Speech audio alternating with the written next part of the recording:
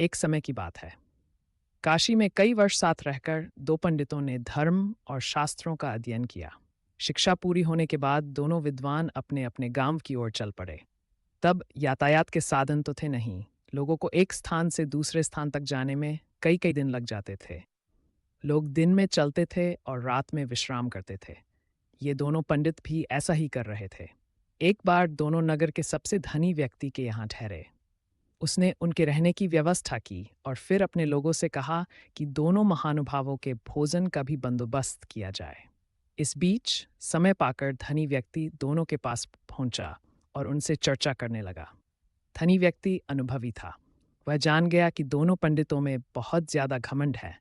साथ ही दोनों एक दूसरे को मूर्ख समझते हैं। उन्होंने दोनों से अलग अलग बात कर एक दूसरे के बारे में भी पूछा।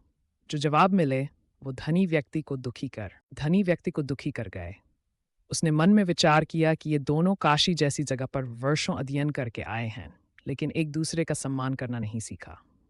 बहरहाल भोजन का समय हो गया था। धनी व्यक्ति ने दोनों को बड़े आदरपूर्वक भोजन कक्ष में बुलाया। एक की थाली में चारा और दूसरे की थाली में भूसा परोसा। ये देखकर दोनों पंडित आगबूला हो गए।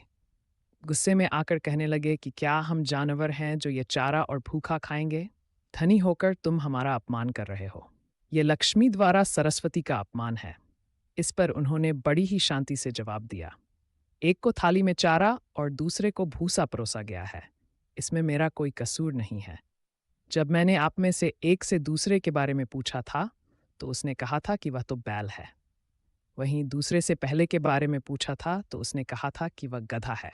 आप दोनों ने ही एक दूसरे को बैल और गधा बताया, तो मैंने उसी हिसाब से चारा और भूखा थाली में परोस दिया।